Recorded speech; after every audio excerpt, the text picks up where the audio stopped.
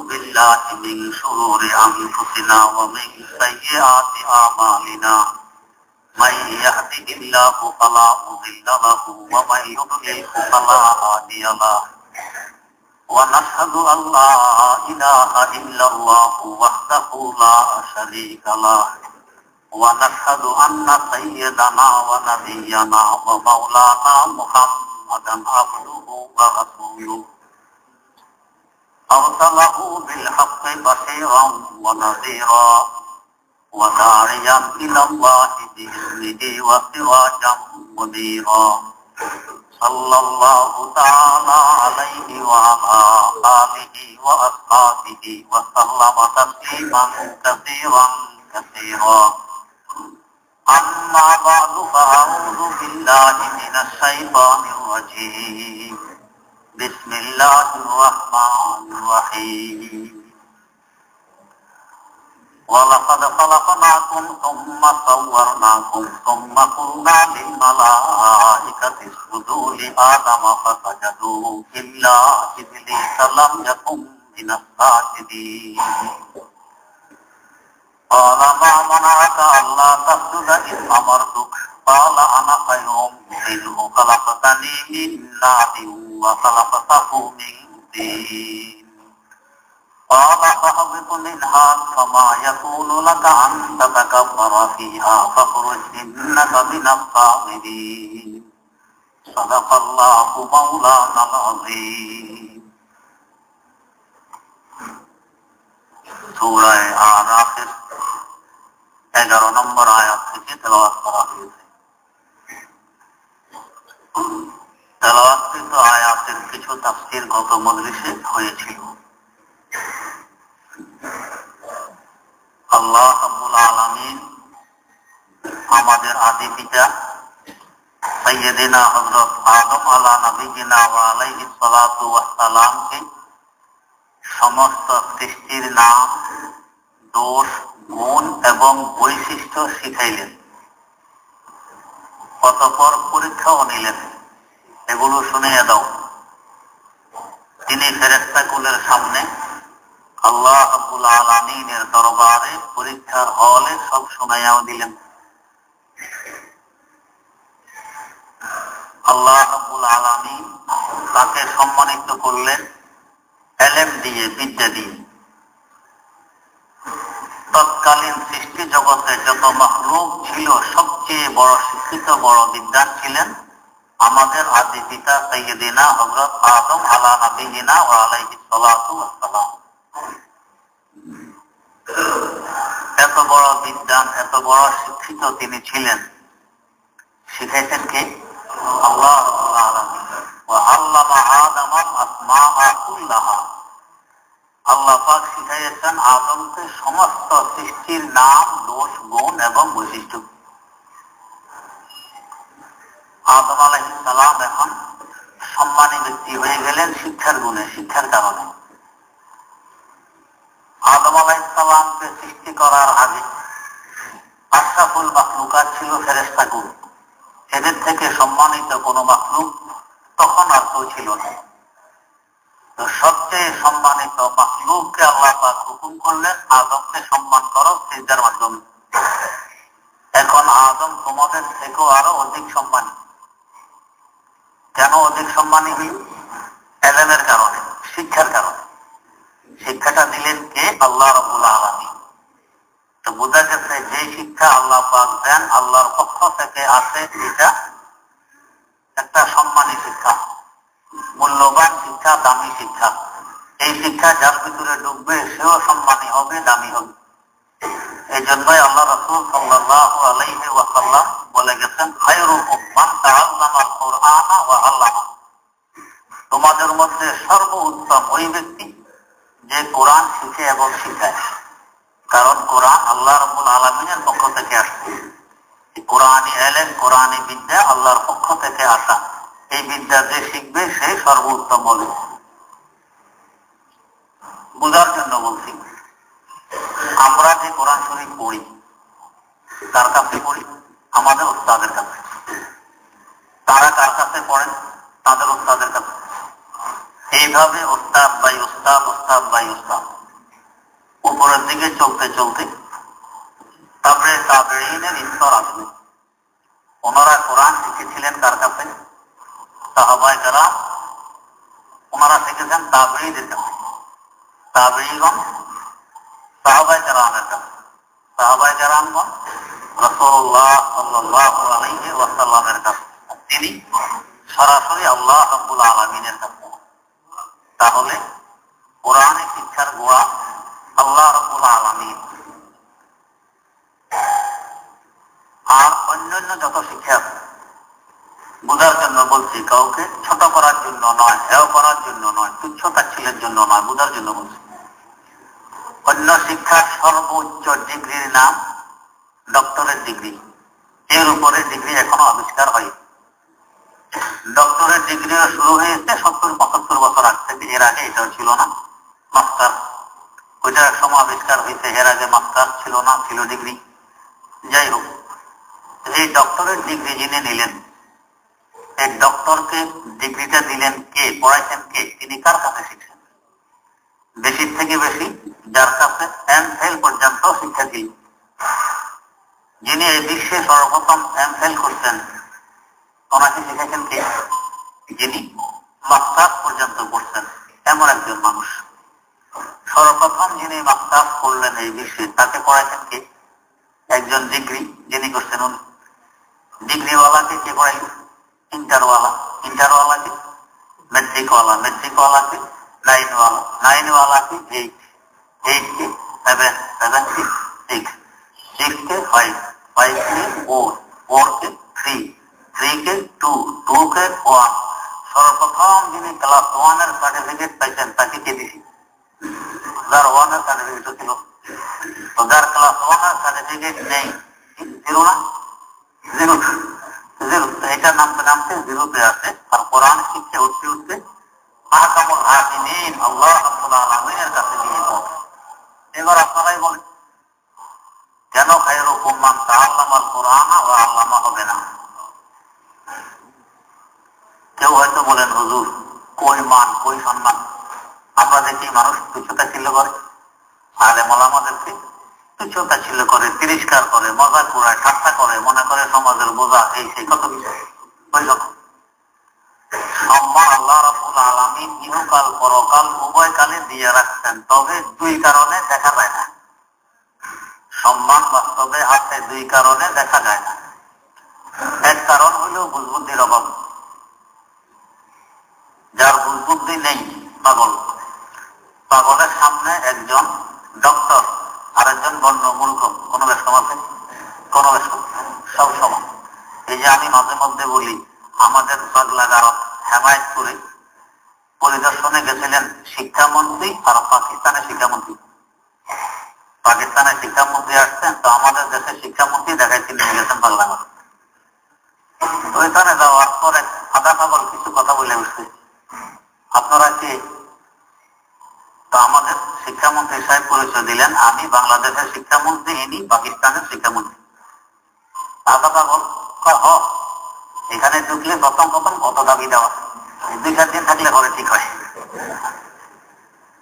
আসলে তো এনারা শিক্ষামন্ত্রী, অনেক উঁচু লেভেলের মানুষ, কিন্তু সকলের দৃষ্টিতে সক্ষম। এর কাছে শিক্ষামন্ত্রী কি আর মুখ্যমন্ত্রী কি সক্ষম? বুদ্ধির অভাবের কারণে আলেম ওলামার ইজ্জত দিতে জানে না, সম্মান করতে জানে না, এহতেরাম বোঝে না। এটা বুদ্ধির অভাব। হাকিমুল উম্মত মুজাদ্দিদুল মিল্লাত শাহ আশরাফ আলী থানভী রাহমাতুল্লাহ আলাইহি আল ইফকার মধ্যে আশ্চর্যটি ঘটনা উল্লেখ করেছেন। এক তালেবুল ইলমের ছাত্র মাদ্রাসায় পড়তো। শেখ সাদি রাহমাতুল্লাহ আলাইহির প্রসিদ্ধতম রচিত কিতাব গুলিস্তান, বড় মূল্যবান একটি কিতাব, এটা পড়তো। তো ওস্তাদ পড়ানোর সময় কোন কথার মূল্য বোঝানোর জন্য বলতেন যে এই কথাটির মূল্য 50,000 টাকা। আরেক কথা আসলে বলতেন এই কথাটির মূল্য 1,00,000 টাকা। এভাবে মূল্য বুঝাই বুঝাই উনি পড়াইতেন। ক্লাসে একজন ছাত্র ছিল এরকম বুদ্ধির অভাব। ও মনে করতো এই কথা এটা বাজারে নিলে 1,00,000 টাকা বিক্রি করা যাবে। একদিন একদিন মাদ্রাসা ছুটি, রওনা করতে পারিছে। আধা পথে যাওয়ার পরে পায়ের স্যান্ডেল ছেড়ে গেছে। তো গেছে মতির কাছে স্যান্ডেল জোড়া দিতে। মতি স্যান্ডেল জোড়া দিয়ে বলে 2 টাকা দাও, 2 টাকা। এই ছাত্র করছে কি, শেখ সাদি রহমতুল্লাহ আলাইহির 50,000 টাকা মূল্যের একটি কথা শোনায় দিয়ে বলতেছে, এটার দাম 50,000 টাকা, এটা তোমাকে দিলাম, স্যান্ডেল দাও। মতি বলে এত কথা বুঝি তুলি না, 2 টাকা না দিলে স্যান্ডেল পাবে না। এখন এই ছাত্র যতই বুঝায় মুসি স্যান্ডেল দেয় না। পড়ছে নি বিপদ, খালি পায়ে ফিরে আসছে মাদ্রাসায় খুবই। হুজুরে বললেন এটার দাম 50,000, আর মুসি নেয় না। এসে বলতেছে, হুজুর এই কথাটির মূল্য 50,000 টাকা আপনি বলেননি? হ্যাঁ বলেছি। সত্য বলেছেন? একেবারে সত্য বলেছি। তাহলে আমি 2 টাকার বিনিময়ে মুসিকে দিলাম 50,000 টাকার কথা, মুসি নেয় না, স্যান্ডেল দেয় না, সে 2 টাকায় যায়। তো হুজুর তো বললেন আসল ব্যাপারটা কি। আর এই ছাত্র কত পানির মা, হুজুর তো জানা। তো হুজুর করলেন কি, একটি মুক্তা বের করে ছাত্রের হাতে তুলে দিলেন। বললেন এটা নিয়ে স্বর্ণের দোকানে যাবে, ডাক্তার কাছে দেখাবে না, স্বর্ণের দোকানের মালিকের কাছে গিয়ে তাকে দেখাবে, বলবে এটা বিক্রি করতে আসছি, দাম কত দিবেন। তবে খবরটা বিক্রি করবে না, কিন্তু কোনো বাহানায় ফিরে নিয়ে আসে। কারণ ওস্তাদ তো বোঝে ছাত্র নিয়ে আবার 2 টাকায় বিক্রি করে চলে আসে। ছাত্র এটা নিয়ে গেছে সামনের দোকান, খোঁজ করে মালিকের সামনে গিয়ে বলছে, মালিক এটা বিক্রি করতে আসছি, দাম কত দিবেন। মালিক দেখি প্রথমবারে বললো 50,000 টাকা দিবে। ছাত্র বলে না, 1 লক্ষ। ছাত্র বলতেছে আমার হুজুরের কাছ থেকে বুঝে আসি, বাহানা দিয়ে ফিরে আসি। এসে বলতেছে, হুজুর দোকানের মালিক 1 লক্ষ টাকা দাম বলতেছে। তো হুজুর বললেন এবারে এই মুক্তাটা নিয়ে মূর্তিকে দাও, তোমার স্যান্ডেল দিতে বাবা। 1 লক্ষ টাকা দামের মুক্তা দিবে মূর্তিকে 2 টাকার বিনিময়ে। ছাত্র মুক্তা এনে মতির হাতে তুলে দিল, ভাই এই নাও তোমাকে মুক্তা দিলাম, আমার স্যান্ডেল দিয়ে দাও। মতি মুক্তা হাতে নিয়ে ছাত্রের মাথায় মারছে, মিয়া কি দিতে চাইছে আমাকে? অন্তত একটি বড় পাথর যদি বিচু এর উপরে জুতা রেখে তার কাটা গাড়া দিচ্ছে, কাজে লাগে। এটা কি কাজে? 2 টাকা দাও, না হলে স্যান্ডেল পাবে না। তার লোহানা শুরু করতো। বেচারা মুক্তা কুড়াই নিয়ে আবার আসছে হুজুরের কাছে। হুজুর আল্লাহ মাফ করতে, মাথায় মারতো, উচিত আমার মাথায় মারছে কেন? এ বলে বড় পাথর একটা হলে আরো ভালো হইতো, উপরে জুতা রেখে তার কাটা কাটতে পারতো, এটা কি কাছে? ওস্তাদ বললেন এবার কিছু বুঝে আসছে। কপালে বুলবুল বলবে দানাতে যাবে, দানাতে সাহাপরি। বদরে বুলবুল বলবে দানাতে যাবে, দানাতে সাহাপরি। বদরে জওহর সাবে দানাতে যাবে, দানাতে জওহরি। মনে মুক্তার মূল্য রাজা বাচ্চায় বুঝে, মুসিয়ে বুঝে মনে মুক্তার মূল্য, মুসিয়ে বুঝবে না। এত 2 টাকায় দিন। চিরা জুতা কার হয়ে আছে এটা তার নজরে আগে পড়ে। ও তো চিরা জুতা কিনবে আর 2 টাকা কিনবে, মনে মুক্তা তো সে কিনবে না। এটা চিনতে হলে রাজা বাচ্চা লাগবে, ওরা মনে মুক্তা চিনি। কিন্তু কোরআন এলেন দ্বীনি শিক্ষার সামনে মনে মুক্তার মূল্য তো 2 পয়সাও নয়। তো এটা বুঝতে হলে কি পরিমাণ জ্ঞান বুদ্ধি লাগবে, তারপরে বুঝবে এটা কি জিনিস। মুসিমার্কা দেমাগ নিয়ে, মুসিমার্কা ব্রেন নিয়ে যারা ঘোরাফেরা, এরা কি বুঝবে এলেমের মর্ম কি? এরা কি বুঝবে ওলামায়ে কেরামের দাম কত? এদের বুদ্ধির অভাবের কারণে এরা তুচ্ছ-তাচ্ছিল্য করে। যদি বুঝতো তো মাথায় নিয়ে আসতো। বোঝার আগে তুচ্ছ-তাচ্ছিল্য করছিল ঠিকই। এরকম বহু আল্লাহর বান্দা আছেন যে হুজুর আগে বুঝি নাই, এখন বুঝি, এখন মাথায় নিয়ে হাঁটার চেষ্টা করে, এখন শিখার চেষ্টা করতেছে। বুড়া কাল এতদিন বুঝি নাই, কোরআন পড়তেও জানি না, এখন বুঝে আসছে, এখন কোরআন পড়া শুরু করছি, কোরআন বুঝার চেষ্টা আরম্ভ করছি। এক কারণ তো হলো বুদ্ধির অভাব। এই জন্য তুচ্ছ-তাচ্ছিল্য করে, তিরস্কার করে, মজাক উড়ায়। যদি বুদ্ধির অভাব না থাকতো, মাথায় নিয়ে হাঁটতো, ইজ্জত সম্মান দিত। 2 নম্বর কারণ, ইজ্জত সম্মানটা দেখা যায় না, ক্ষেত্র নেই, এই জন্য দেখা যায় না। যখন ক্ষেত্র আসে তখন দেখা যায়, ক্ষেত্র আসলে তখন দেখা যায়। দেখবেন যারা তুচ্ছ-তাচ্ছিল্য করে, বুড়া বালা বলে, কোরআনের শিক্ষিত আলেমদেরকে। ঠিক এই অবস্থায় যদি তাকে বলেন যে ভাই যখন এরা এতই খারাপ, এরা কিছু বোঝে না শোনা না, এখন অন্ধকারে আছে, তুমি মারা গেলে তোমার জানাজা এরা কেউ করবে না, একেবারে আমেরিকার প্রেসিডেন্ট, বিশ্বের সুপার পাওয়ার আমেরিকার প্রেসিডেন্ট ওবামাকে নিয়ে আসবো, যে তোমার জানাজা নামাজ পড়াই দিবে, রাজি হবে? ওটা রাজি হবে না, কয় না, মারা গেলে তো আমাদের মসজিদে হুজুরেই জানাজা দিবে। কেন? এতক্ষণ কিছুটা ছিল বললাম এরা অন্ধকারে আছে, অন্ধকারে থাকার লোক কেন জানাজা করবে? যারা আলোতে আছে ওবামা এসে করুক, এখন রাজি হবে না। আমাদের দেশে একজন শ্রেষ্ঠতম বুদ্ধিজীবী এই মঞ্চে উঠলেই উৎখাত করে মূল্যবাদ, মঞ্চে উঠলে আলেম ওলামার বিরুদ্ধে পিছুতে ছিল। একবার ইলেকশনে প্রার্থী, আমাদের ছাত্ররা আসরে পরে ঘুরতে হয়েছে, তখন আমরা ছিলাম মোহাম্মদপুর নুরজাহান রোডে। তো যিনি প্রার্থী বাংলাদেশের 1 নম্বরের বুদ্ধিজীবী দৌড়াই আসছেন, একেবারে চমচমচ হয়ে, হুজুর আপনারা তো শুনতেন আমি তো প্রার্থী হয়েছি, হুজুর দোয়ার জন্য আসছি, তো তুমি না উৎখাত করো হুজুরদেরকে, তুমি না এত তুচ্ছতা ছিল হুজুরা দেখার সমস্যা এই সেই, এখন আবার দোয়াইদের কাছে কেন দেখে আসছো? এখন ক্ষেত্র আসছে, এই জন্য এখন ইজ্জত সম্মান অন্তরে ঢুকছে, যখন ক্ষেত্র নেই তখন তুচ্ছতা ছিল। এই যে আমরা অনেকেই মনে হয় যেন দিন শরীয়ত মোটেও নেই, দিন শরীয়ত নাই, উল্টা পাল্টা চলি, কিন্তু যখন ক্ষেত্র আসে তখন দেখা যায় কি পরিমাণে দিন শরীয়ত আছে, কি পরিমাণে খোদা ভক্তি আছে, কি পরিমাণ রাসূলের শ্রদ্ধা অন্তরে আছে। ক্ষেত্র আসছে তখন বুঝি। ভারতে একজন কবি ছিলেন, কবিতা উল্টা পাল্টা গাই, এবং দিন ধর্ম কিছু নাই, এমনকি মদ খাইছে এও। আর উনি মনে করতেন একমাত্র ভারতে কবিতা কি উনি আছেন, বাকিরা সব ফালতু ফালতু। একদিন মদের পেয়ালা হাতে আর কবিতা গায় মাথায়, এই সময় এক নাস্তিক আসছে ওই কবির সামনে। নাস্তিকের খেয়াল এই সুযোগে তাদের নবী মুহাম্মদের বিরুদ্ধে তার থেকে কিছু কবিতা বের করে আনিব। তো নাস্তিক প্রথমে জিজ্ঞেস করতেছে, অমুক কবি সম্পর্কে আপনার কি ধারণা? আরে ও একটা কবি নাকি? তার বিরুদ্ধে 2-3 কবিতা করে দিছে। এরপরে আরো বড় একজন, অমুক কবির সম্পর্কে আপনার কি ধারণা? আরে ও কিসের কবি? এর বিরুদ্ধে 2-4 কবিতা। এভাবে বাড়তে বাড়তে চেষ্টা, মুসলমানদের নবী মুহাম্মদ সম্পর্কে তোমার কি ধারণা? এই কথা বলা মাত্র মদের পেয়ালা মারছে তার মাথায়। বেহাঙ্গা নাস্তিক কাহিনী। আমার জীবনের শেষ সম্বল মুহাম্মদ রাসূলুল্লাহ সাল্লাল্লাহু আলাইহি ওয়াসাল্লাম, এটা আমার থেকে ছেড়ে দিয়ে আসতো, এটা গড়ে নিতে আসতো। এই দেখেন ক্ষেত্র আসছে, এখন প্রকাশ হয়ে গেছে, মুহাম্মদের মহব্বত যে অন্তরে আসছে এখন প্রকাশ হয়ে গেছে। আলেম ওলামা ইজ্জত সম্মান যখন ক্ষেত্র আছে তখন প্রকাশ হয়, কি পরিমাণ ইজ্জত আছে আর নেই। আর ক্ষেত্র নাই, এই জন্য প্রকাশ হয় না, তাই বুঝি না। এই 2 কারণে এতে লুকিয়ে আছে, না হয় সম্মান আছে, ইজ্জত আছে।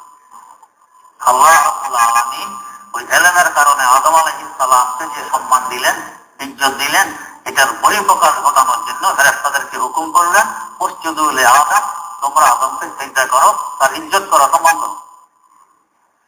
আল্লাহ রাব্বুল আলামিনের হুকুম পাওয়া মাত্র সমস্ত ফেরেশতারা সিজদায় পড়ে গেলেন,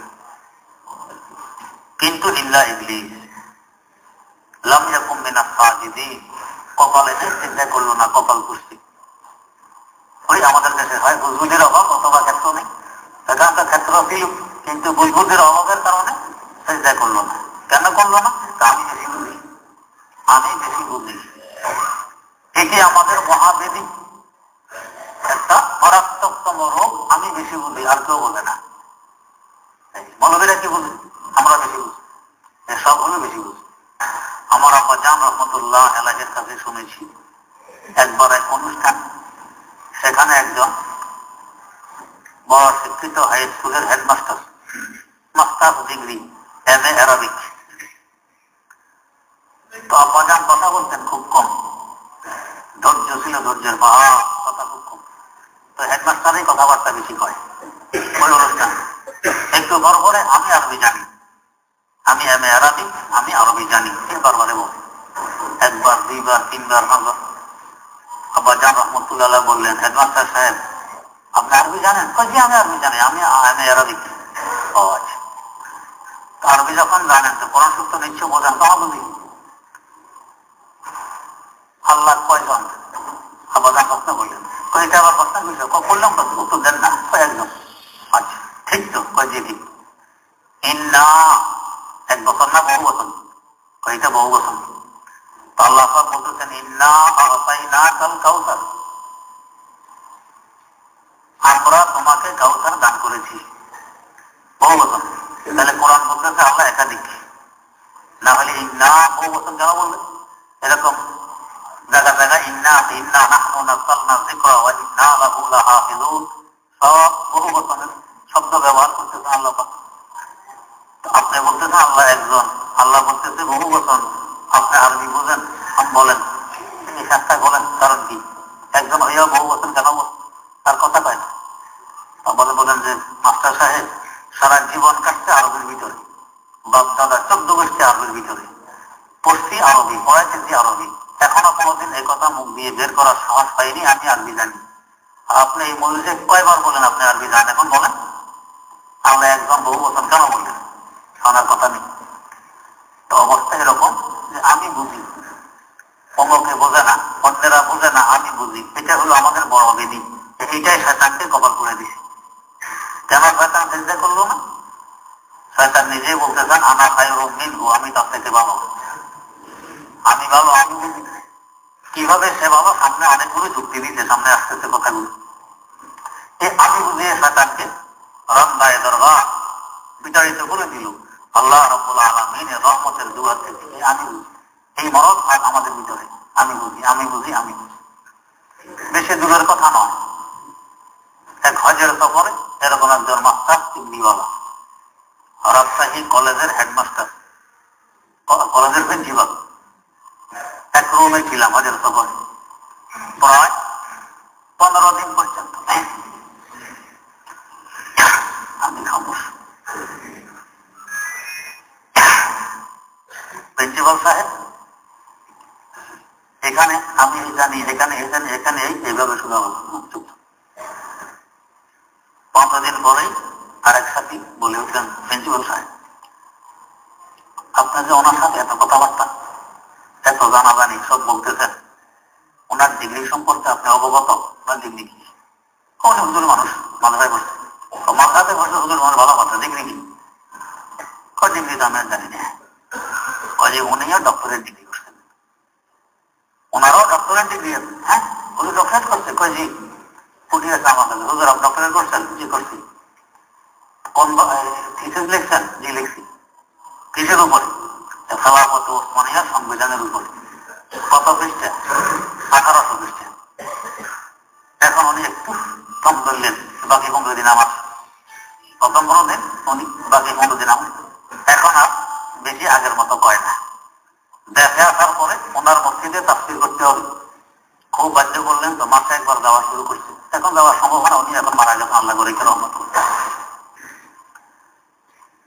কয়েক মজলিস করার পরে উনি একদিন মজলিসে দাঁড়াইলেন, দাঁড়াইয়ে বলতেছেন যে মনে করতাম আমি অনেক কিছু জানি, আমি ডক্টরেট ডিগ্রিওয়ালা, অনেক কিছু জানি, কলেজের প্রিন্সিপাল, কিন্তু হুজুরের সাথে যখন দেখা সাক্ষাৎ হয়, কথাবার্তা হয়, এখন বুঝে আসছে আমরা কিছুই জানি না।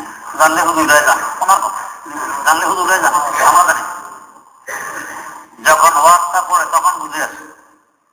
বড় আমি তো দুর্বলায় বলতে পারি, আমাদের কওমি মাদ্রাসার ছাত্ররা 1 বছরে যা পড়ে, অন্য লাইনের ছাত্ররা 5 বছরে তা পড়ে না।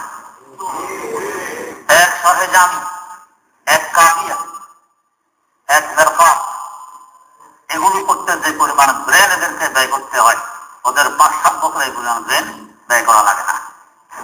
এবং আমাদের কওমি মাদ্রাসার যে সিলেবাস, আপনি দেখবেন প্রথম শ্রেণী থেকে নিয়ে একেবারে শেষ মাথা পর্যন্ত ডক্টরেট ডিগ্রি পর্যন্ত মনে হয় যেন 1 সুতায় কাঁথা। কোন কিতাবের পরে কোন কিতাবটা প্রযোজ্য, উপযোগী, ঠিক এইভাবে 1 সুতায় কাঁথা। তেমনি ভাবে প্রত্যেকটি কিতাব, এক কিতাবের শুরু থেকে শেষ পর্যন্ত দেখবেন 1 সুতায় কাঁথা, এত সুন্দর সিরিয়ালি। কিন্তু অন্য লাইনে, যেহেতু আমি কিছু পড়ছি এই জন্য বলতে পারতেছি, সিরিয়াল মিরিয়াল কিছু নেই, যা মনে আসছে তাই লিখছি। অনেক কথা লেখক নিজেও বোঝে নাই, বই পড়লে বুঝে আছে, লেখক বোঝে নাই, এমনি লেখছে আর এখান থেকে নকল করে দিচ্ছে। এইভাবে চলতেছে, যার কারণে তো আমাদের এই দুরবস্থা। আল্লাহ মাফ করুন। তো শিক্ষা অনেক দামি জিনিস, ইজ্জত সম্মানের জিনিস, যার ভিতরে ঢোকে তাকে সম্মানী বানায় দেয়। এটা কোনটা? যেটা আল্লাহর পক্ষ থেকে আসে, এটা আল্লাহ শিখান। আল্লাহ আদম এত সম্মানী হইলেন, তৎকালীন সৃষ্টি জগতের শ্রেষ্ঠতম মাখলুক ফেরেশতাদের সিজদার উপযোগী হইলেন, মসজিদে মালাইকা হইলেন। কিসের বরকতে? খোদা প্রদত্ত শিক্ষার বরকতে। এখনো কোরআন প্রদত্ত শিক্ষা তার ভিতরে ঢুকবে, তাকে আল্লাহ রাব্বুল আলামিন সম্মানী বানাই দিবেন, ইজ্জতওয়ালা বানাই দিবেন, দুনিয়াতে এবং আখিরাতে উভয় জানা। হ্যাঁ, দুই কারণে এটা প্রকাশ পায় না, হয় বুদ্ধির অভাব, না হয় ক্ষেত্র নেই। ক্ষেত্র আসলে অথবা বুদ্ধি আসলে তখন বুঝে আসে। দেখবেন মন্ত্রী আসতেছে, মন্ত্রী স্টেজ সাজানো হইল, প্যান্ডেল বানানো হইল, কি হুলস্থুল। মন্ত্রী স্টেজে আসলে ফুলের মালা গলায় দিলেন, খুব যে পর্যন্ত গলায় ধরে, এরপরে আর ধরে না, হাতেও নেই। অভিনন্দন পত্র পাঠ করা হইল সবকিছু। মন্ত্রী বক্তব্য দিয়ে স্টেজ থেকে নামার দেরি, এর সাথে সাথে মানুষ সমালোচনা শুরু করছে। দেখলেন তো, লম্বা লম্বা কথা কইয়া গেল, রিলিফের গম খাইয়া পেট কত মোটা গেছে। হ্যাঁ, পেট নিয়ে হাঁটা কঠিন, রিলিফের গম থেকে মানুষের পয়সা চুরি করে খাইছে, লম্বা কথা করে। এই হলো মানুষের মন্ত্রী। পক্ষান্তরে একজন বড় বুজুর্গ, একজন বড় আলেম আপনার এলাকায় আসছে, আপনি গেছেন, তাকে এক নজর দেখবেন, সুযোগ পাইলে মোসাফা করবেন, দোয়া নিবেন। পথের মধ্যে একটু দেরি করাই ফেলছে, আপনি গিয়ে দেখেন হুজুর ওয়াজ করে চলে গেছেন। এখন ওই লোকের গালি দিতেছেন, গোলামের পুত গোলাম আমারে দেরি করাইয়া হুজুরকে একটা মতো দেখতে পাইলাম, আর একটু মজা করতে পারলাম না। মানুষ মজা করলো, দোয়া নিল, আমি বলছি তার মাহাবীর হয়ে গেল। এই ব্যবধানটা কেন? ব্যবধান হলো এর ভিতরে আল্লাহর দেওয়া এলেম আছে, আল্লাহর দেওয়া শিক্ষা আছে।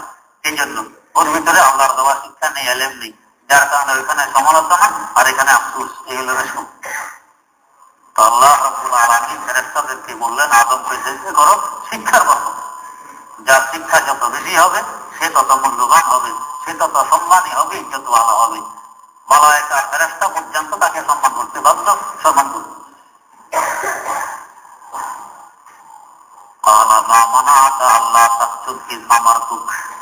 আল্লাহ বললেন, যখন আমি তোকে আদেশ দিলাম, হুকুম করলাম, তারপরও কে তোকে চেষ্টা করতে পারে? আমরা নিষেধ করলো কি?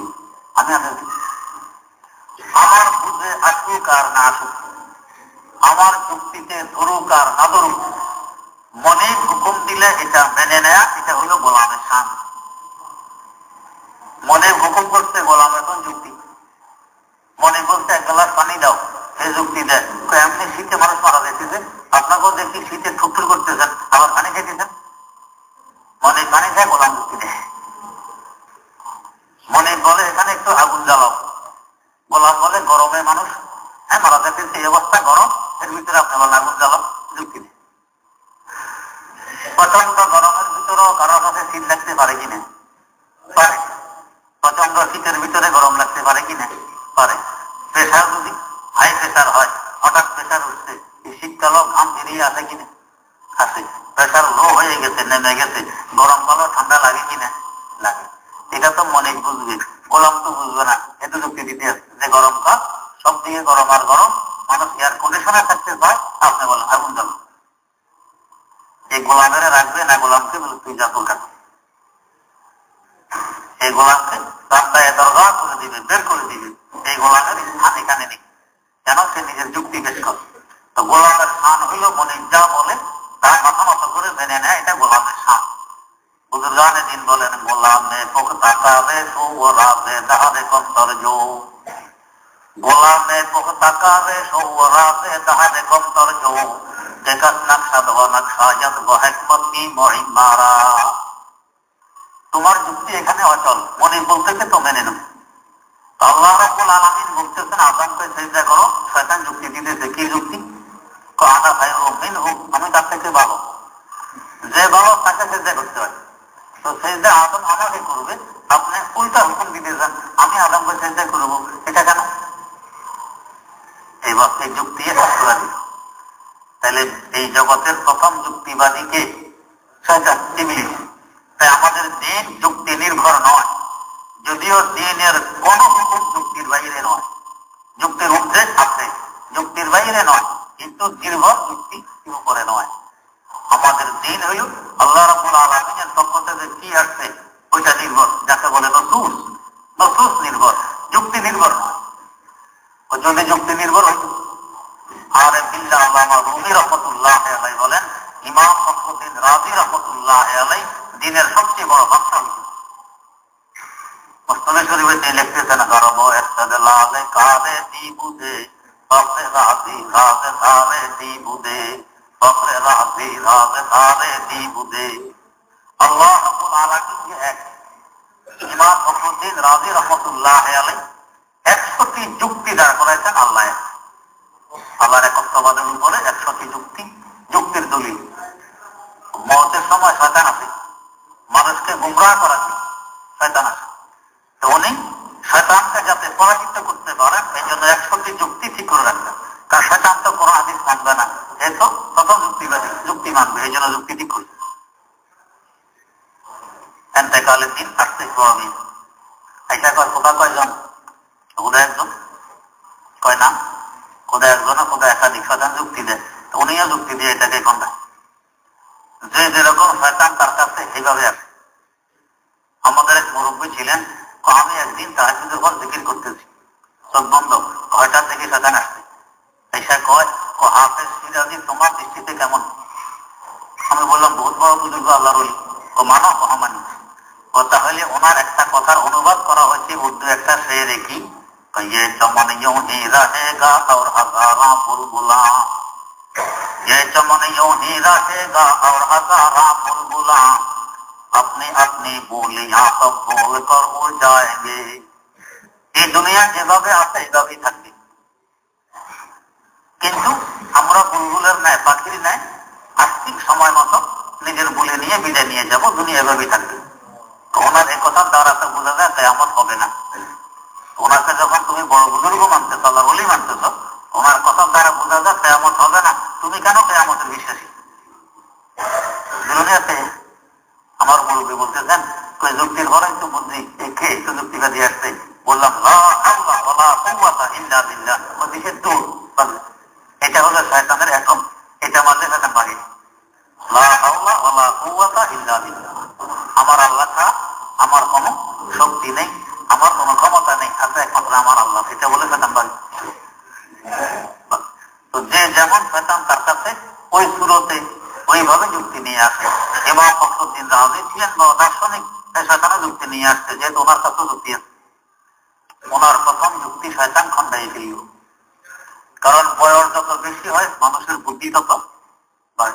শয়তানের বয়স আদম আলাইহিস সালাম থেকে বেশি, আরো বড়, এই জন্য বুদ্ধি অনেক। উনি আরেক যুক্তি দিলেন, শয়তান খন্ডাইল। এভাবে সকাল থেকে বিকাল পর্যন্ত শয়তানের সাথে তর্ক বহস চলতে চলতে বিকাল হয়ে গেছে। আসরের সময় ইমাম ফখরুদ্দিন রাজি রহমতুল্লাহ আলাইহির সকল যুক্তি শেষ।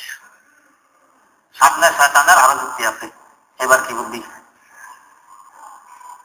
আল্লাহ এবার হঠাৎ করে বললেন, বিনা যুক্তিতে আমার খোদা এক। এখন আসল কথায় আসছেন, বিনা যুক্তিতে আমার খোদা এক, এ কথা বলে এতেকাল করে গেছে। আর কিছু পানি ওনার চেহারা এসে পড়লো, আর এই কথাটি বললেন, বিদায় নিয়ে গেলেন, ঈমান নিয়ে চলে গেলেন। শয়তান ফেল হয়ে গেল। মূল ঘটনাটা কি ছিল? উনি একবার মুরিদ হইতে গেছিলেন হযরত খাজা নাজমুদ্দিন কুবরা রহমতুল্লাহ আলাইহির কাছে। তরিকায়ে কুবরবিয়া অনেকে নাম শুনছেন। নাজমুদ্দিন কুবরা রহমতুল্লাহ আলাইহির কাছে মুরিদ হইতে গেছেন। তো যাওয়ার পরে উনি বলতেছেন, আরে ডক্টর এত এলেম আপনার ভিতরে, আপনাকে কাবু করা আমার দ্বারা সম্ভব নয়। যেমন হযরত শাহ সাফউদ্দিন ইয়াহিয়া মুনিয়ারি রাহিমাহুল্লাহ, হযরত নিজামউদ্দিন আউলিয়া রহমতুল্লাহ আলাইহি দরবারে গেছিলেন মুরিদ দিতে। হযরত নিজামউদ্দিন মুরিদ করেন নাই, বলছেন কি, কসি মুরগে দরগামে মা না আয়া, কিন্তু সি মুরগ এটা আমার জালের ভিতরে থাকতে পারবে না, থাকবে না, এটা বলা হয়, মুরিদ করেন। ফখরুদ্দিন রাজি গেছেন নাজমুদ্দিন কুবরা রহমতুল্লাহ আলাইহির কাছে মুরিদ হইতে। উনি বলে, আপনি এত বড় আলেম, আপনারা কি মুরিদ করবো? কনা হুজুর করাই লাগে। তো যদি করাই লাগে তো তাহলে এই গাছের নিচে কিছুদিন বসে থাকুন, এরপরে দেখা যাবে। উনি বসে রয়েছেন, দেখতেছেন যে নাক দিয়ে মুখ দিয়ে ধোঁয়া বের হয়, ধোঁয়া। বসে আছেন তো ধোঁয়া বের হয়, ধোঁয়া বের হয়, ধোঁয়া বের হয়। ধোঁয়া বের হওয়া যখন শেষ, দেখতেছেন ওনার এখন আর যুক্তি মুক্তি দর্শন মর্শন কিচ্ছু নেই, সব শেষ, সব বোনাস। আচ্ছা হুজুর, আমার তো এখন এলেম কালাম যুক্তি মুক্তি সব শেষ, কিছুই নেই, এখন মুরিদ করা যাবে, না হলে আমাদের এগুলি ফিরিয়ে দেন। সারা জীবন পরিশ্রম করে অর্জন করছে, এখন সব গেল একদিনে আমার এগুলো ফিরিয়ে দেন। কি পরিমাণ পরিশ্রম করছে আন্দাজ করুন। অনেক আফসোস করতেন। কি আফসোস? গোপতে ফখরুদ্দিন রাজি হাসরাতার দমনি কোরআন, গোপতে ফখরুদ্দিন রাজি হাসরাতার দমনি কোরআন, দাঁতে ওয়াক্তে কোরদানে আজ ইলমে গাফিল নিসাওয়ান। আল্লাহ খাওয়া দাওয়ার সিস্টেম কেন দিলেন? এটা যদি না দিতেন, তো যেই সময়টা খাওয়া দাওয়ার পিছনে ব্যয় করি এই সময়টাও এলেম অর্জনের পিছনে ব্যয় করি। তাহলে আন্দাজ করুন সময়কে কিভাবে ব্যয় করছেন এলেম অর্জনের পিছনে। আর এই এলেম এখন চলে যাবে, এটা কি সহ্য করা? এত কষ্ট করে অর্জন করছি, সব চলে গেল ধোঁয়া হয়ে। দরকার নেই হুজুর, এটাই ফেরত দেন, এক বই দেওয়া থাকে। হুজুরের দাওয়া দিতেছেন, ওইটা আবার ফিরিয়ে এসছে, বই ধর নেই, চলে আসছে। এতেকালের দিন যখন বিপদে পড়ছে, সব যুক্তি শেষ, শয়তানের যুক্তি এখনো আছে। হযরত মজমুদ্দিন কুবরা রাহমাতুল্লাহ আলাইহি বলতেন ওযু করতে আসার সময় অন্যান্য দিন এক লোটা পানি নিয়ে ওযু শেষ হয়, আজকে খাবেন লোটার পর লোটা পানি দিতেছে, ওনার ওযু হয়ে যায় না। শেষমেশ এক চিল্লু পানি নিয়ে সামনে মারলেন আর বললেন, আরে এটা বলে দাও যে বিনা দলিলে আমার খোদা এক। এরপর ওযু শেষ করলেন, নামাজ পড়লেন। খাদেম দোষে হুজুর আজকে এত লোটা পানি ব্যয় করলেন ওযুর মধ্যে, আর পানি মারলেন, এই কথা বললেন, সামনে তো আমি ছাড়া আর কেউ নেই, কাকে বলছেন এই কথা? বলছেন না আপনি কিছু তো না। ইমাম ফখরুদ্দিন রাজি এক সময় আসছিল আমার দরবারে, যদিও মুরিদ হয় নাই, আসছিল কেন? এই যে একদিন আসছিল, সে আসার লাখ রক্ষার্থে আমি একটু কাজ করছি। কি কাজ? সারাদিন তার বহত্তর ছিল শয়তানের সাথে। উনি যুক্তি দেন আল্লাহ একজন, শয়তান যুক্তি দেন আল্লাহ একাধিক। ওনার 100 যুক্তি শেষ হয়ে গেছে এই মুহূর্তে, শয়তানের যুক্তি এখনো আছে। উনি তো এখন ঈমান হারা হয়ে যাওয়ার কথা। এই সময় আমি ওনাকে বলে দিলাম যে আরে যুক্তি মুক্তি দরকার নেই, বলে দাও বিনা যুক্তিতে আমার কথা এক। আলহামদুলিল্লাহ এই কথা উনি বলছেন, ঈমান নিয়ে যেতে পারছেন। শয়তান ফেল হয়ে গেছে, উনি পাস করছেন। খাওয়াদানের মনে এখন হুজুর হুজুর, আমরা কোথায় সবদিন রাতে কোথায় কি বলে হুজুর হুজুর গিরে খাই। আচ্ছা দেখি আসলে হুজুর কিনা। এই শয়তান করতে করতে ইমাম ফখরুদ্দিন রাজি রহমতুল্লাহ আলাইহির বাড়ি গিয়ে হাজির। বা এখানে ফখরুদ্দিন নামে কেউ কাহা মারা গেছেন, কবে?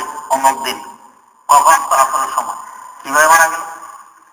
এখন যারা বলে সারাদিন দেখলাম কার সাথে কথা কয়, যুক্তি দেয়, কার সাথে কয় আমরা দেখি না, কিন্তু উনি যুক্তি দেয়।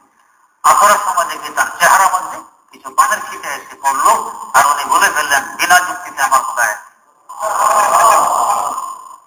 এই ঘটনা উল্লেখ করার পর আর কিল্লা আল্লামা রুমি রহমতুল্লাহ আলাইহি বলতেছেন, গর্ব ইস্তেদলালে কারে দিবুদে ফখরে রাজি রাজে দারে দিবুদে। যদি দ্বীনের ভিত্তি যুক্তি হইতো, ইমাম ফখরুদ্দিন রাজি দ্বীনের সবচেয়ে বড় বাদশা হইত।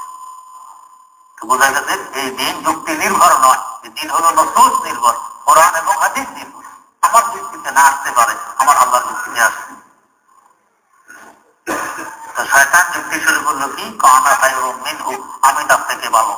এটা তার দাবি। দাবির পিছনে এখন দলিল লাগবে। আমি যে ভালো, এটা প্রমাণ করতে হবে আমি ভালো। কি হিসাবে ভালো, কেন ভালো? আগে বলছে ভালোর দলিল খালাকতানি মিন নারিন ওয়া খালাকতাহু মিন তিন। আমাকে বানাইছেন আগুন দিয়ে, আর আদমকে বানাইছেন মাটি দিয়ে। মাটি হলো ঊর্ধ্বমুখী আর আগুন হইল নিম্নমুখী। ভালো জিনিস উপরে থাকে, ভালো জিনিস কি নিচে থাকে? মাটি থাকে সবসময় পদত, মাটি পদদলিত হয়, আর আগুন থাকে মাথার উপরে।